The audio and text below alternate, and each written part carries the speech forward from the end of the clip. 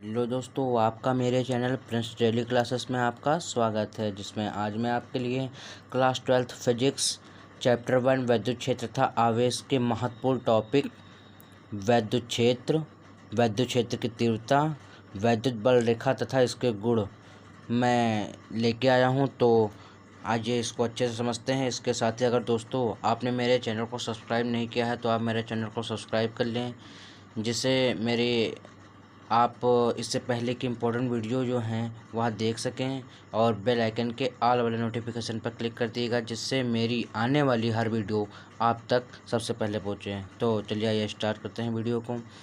देखिए दोस्तों, इसमें जो पहला महत्वपूर्ण टॉपिक है वह है वैद्युत क्षेत्र। तो आइए इस पर हम चर्चा करते हैं। देखिए दोस्तों, लिख लेते हैं यहाँ पर वैद्युत क्षेत्र। तो दोस्तों देखिए, वैद्युत क्षेत्र वह होता है, माना कोई आवेश Q1 है और इसके चारों ओर का वह क्षेत्र, इसके चारों ओर मान लीजिए यह क्षेत्र है।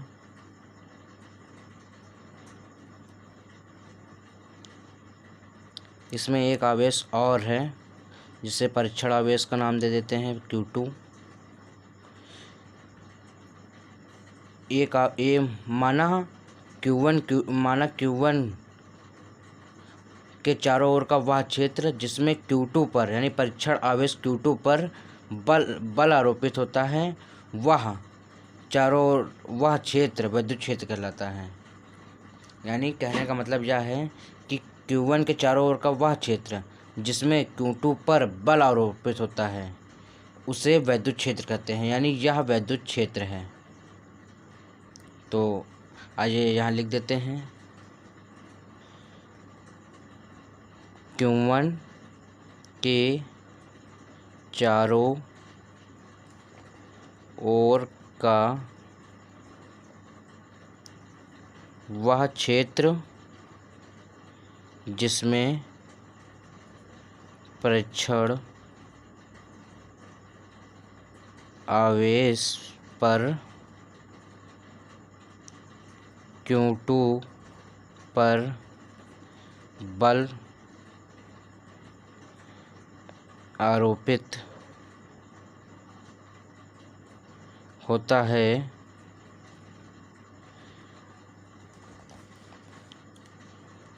वैद्युत क्षेत्र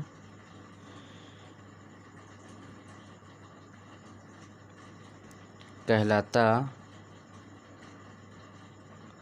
है। तो दोस्तों हमारा पहला टॉपिक समाप्त हुआ। दोस्तों आइए बढ़ते हैं हम दूसरे टॉपिक की ओर। दोस्तों जो हमारा दूसरा टॉपिक है वह है वैद्युत क्षेत्र की तीव्रता।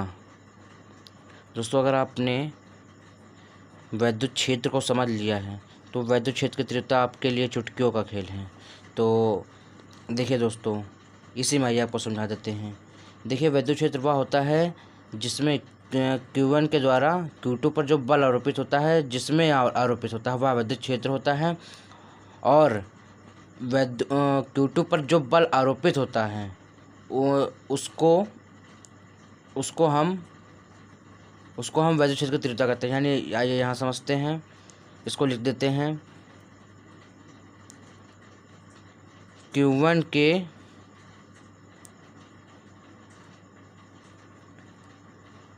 चारों ओर स्थित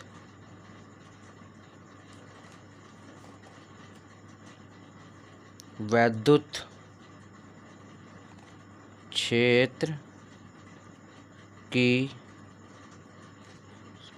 क्षेत्र में Q2 पर जो बल आरोपित होता है उसे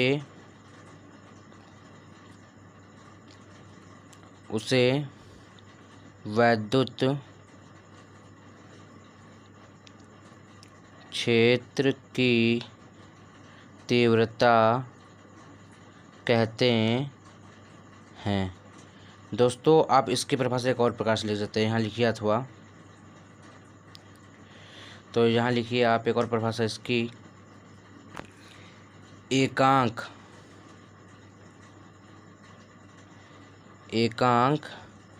परीक्षण, जो दोस्तों Q2 हमने माना है, एकांक परीक्षण आवेश Q2 पर लगने वाले बल को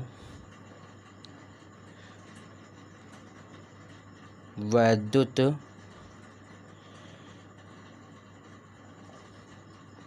क्षेत्र की तीव्रता कहते हैं। दोस्तों आप इसे इसका समीकरण रूप में लिख सकते हैं। इसे यहाँ लिख लेते हैं, इसे प्रदर्शित करते हैं। दोस्तों आप इसको नोट कर लीजिएगा और इसको समीकरण रूप में लिख लेते हैं, E = F/Q2, यानी एकांक परीक्षण आवेश पर लगने वाले बल को वैद्युत क्षेत्र की तीव्रता कहते हैं। आप इसको इससे अच्छे से समझ सकते हैं। तो आइए दोस्तों हम इसको यहाँ पर F का मान रख के निकालते हैं। E = F का मान हमने कूलाम के नियम से ज्ञात किया था, 1/4πε0 Q1 Q2/Q2। यहाँ दोस्तों यहाँ R² भी होगा, तो Q2 कट जाएगा। तो दोस्तों आइए देखते हैं आगे। तो यहाँ पर हम लिख लेते हैं, यहाँ जो बचा है 1/4πε0। दोस्तों अब वहाँ पर एक ही आवेश बचा है, तो वहाँ पर हम Q1 की जगह पर केवल Q लिख देते हैं, Q/R²। तो देखिए दोस्तों हमें यह वैद्युत क्षेत्र की तीव्रता का व्यंजक प्राप्त हो गया। और दोस्तों यहाँ लिख लेते हैं, यह सदिश राशि है। तो आइए बढ़ते हैं हम तीसरे टॉपिक की तरफ, वैद्युत बल रेखा की तरफ। तो दोस्तों यह है हमारा तीसरा टॉपिक, वैद्युत बल रेखा। दोस्तों यह बहुत ही इम्पोर्टेंट है, इसलिए आप इसे अच्छे से समझें। तो दोस्तों बल रेखा हम पहले इसे फिगर बना कर थोड़ा बहुत बनाकर इसे देखते हैं। देखिए दोस्तों बल रेखा जो होते हैं ये धन आवेश से प्रतिकर्षित होती हैं। यानी मान लीजिए ये कोई आवेश प्लस आवेश क्यों है, तो इससे जो बल रेखाएं हैं यह प्रतिकर्षित होंगी, यानी यह इधर की ओर भागेंगी, यानी मतलब इस आवेश से दूर भागेंगी। ये देखिए दोस्तों बल रेखा है दोस्तों। तो दोस्तों यह इससे दूर भाग रही हैं, जबकि दोस्तों जो माइनस आवेश होता है उसकी ओर आकर्षित होती हैं। तो देखिए दोस्तों इसी की ओर आप इधर कर दीजिए, ये एरो इधर की हो जाएगी, यानी यह इससे आकर्षित हो रही हैं। ये बल रेखाएं हैं, बल रेखा यहाँ लीजिएगा वैद्युत बल रेखा। दोस्तों यह है वैद्युत बल रेखा। तो आइए हम इसको लिख लेते हैं। अब यहाँ आप लिख सकते हैं, वैद्युत बल रेखाएं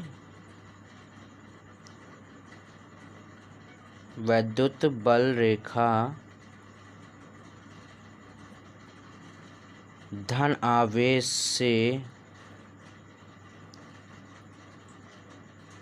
से प्रतिकर्षित होती हैं तथा ऋण आवेश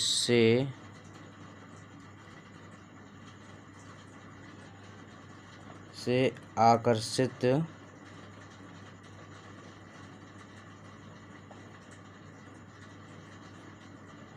आकर्षित होती हैं।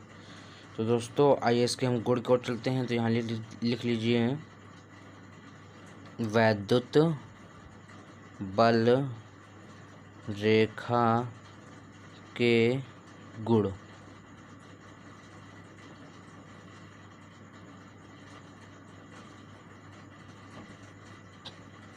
दोस्तों आप मेरी राइटिंग के ऊपर मत जाइएगा, मेरी राइटिंग बहुत अच्छी नहीं है दोस्तों, आप इस पर थोड़ा कॉम्प्रोमाइज़ कर लीजिए।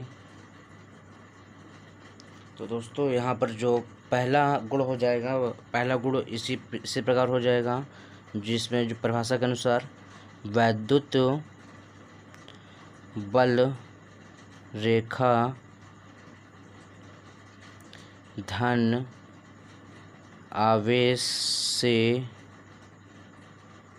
चलकर ऋणावेश पर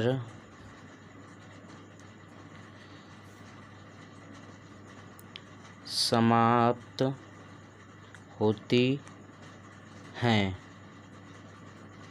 दोस्तों दूसरा जो गुण है वह है इनका पथ वक्राकार होता है। जो तीसरा गुण है वह यह है दोस्तों, जिस स्थान पर वैद्युत बल रेखा का घनत्व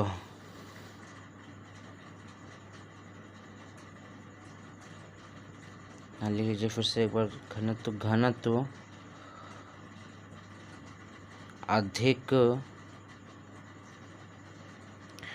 होता है, उस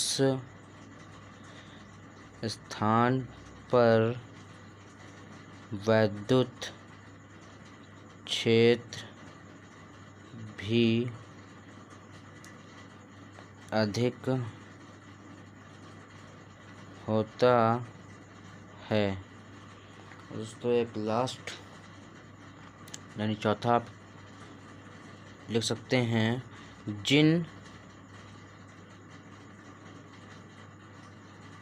सही दोस्तों, एक ये तो या तो हो गया है जिस वाला, तो यहाँ लिखते हैं बल रेखा के किसी बिंदु पर खींची गई स्पर्श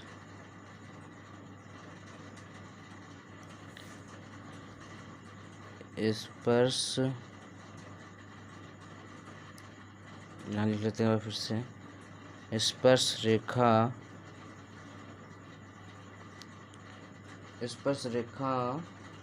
वैद्युत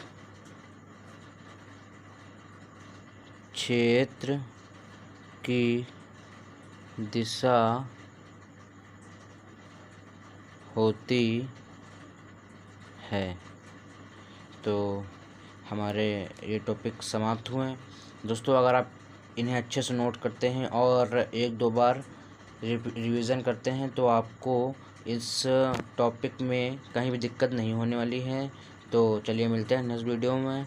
थैंक्स फॉर वॉचिंग।